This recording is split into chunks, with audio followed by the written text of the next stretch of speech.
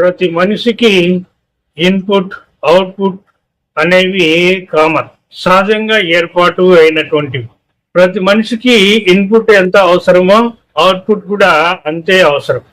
ఏది సరైనటువంటి సహజ విధానంలో జరిగినటువంటి పక్షంలో మనిషి సమస్యలు ఎదుర్కొంటాడు. అంటే ఇన్పుట్ ఎక్కువైనా తక్కువైనా వాటి యొక్క నాణ్యత పరిమాణాలలో ఎక్కువ తక్కువైనా మనిషి సమస్యను ఎదుర్కొంటాడు.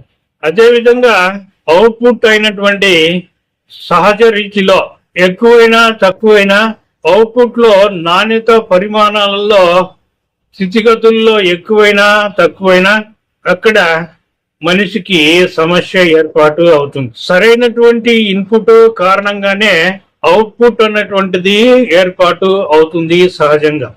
మంచి వాసనలు చెడు వాసనలు అన్నటువంటివి మంచి వాసనలు చెడు వాసనలకు కారణమవుతాయి, చెడు వాసనలు మంచి వాసనలకు కారణమవుతాయి. మంచి చెడుగా మారుతుంది, చెడు మంచిగా మారుతుంది. అవసరం మేరకు బ్యాలెన్స్డ్ పద్ధతిలో సహజంగా విశ్వసిద్ధంగా నిజంగా.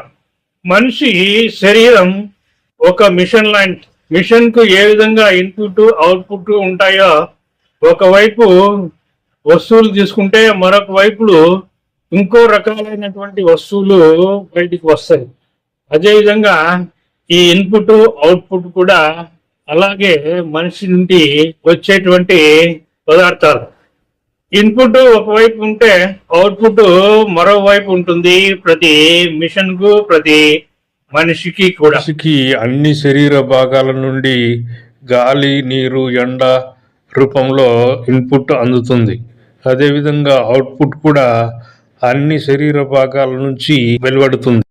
కాబట్టి మనిషి యొక్క శరీరము ఒక మిషన్ లాంటిది అంతే తప్ప ఇన్పుట్ ఏమో అంటే మనిషి తీసుకునేటువంటి ఆహారం ఏమో పవిత్రమైనటువంటిదిగా, మనిషి వదిలేసేటువంటి అవుట్పుట్ ఏమో అపవిత్రమైనటువంటిదిగా చేసి అనేక రకాలైనటువంటి తేడాలను సృష్టించి మనిషి తన యొక్క స్వార్థపూరితమైనటువంటి విధానానికి చోటు కల్పిస్తూ ఉన్నాడే తప్ప అది సహజమైనటువంటి ఆలోచన రీతి కాదు ఎట్టి పరిస్థితుల్లో కూడా. గత కాలం నుంచి అనేక రకాలైనటువంటి పవిత్రమైనటువంటి అపవిత్రమైనటువంటి వాదనలు ఈ ఇన్పుట్ అవుట్పుట్ పైన ఏర్పాటు అయ్యాయి. మనిషి యొక్క మానసిక స్థితిని వక్రీకరించాయి. దీనివల్ల మనిషికి తేడాలు ఏర్పాటు అవుతాయే తప్ప మనిషి యొక్క సహజమైనటువంటి ఆలోచన జ్ఞానం అన్నటువంటిది ఏర్పాటు కాదు. నా రిప్రజెంటేటివ్ ఎస్ఆర్కే మూర్తి.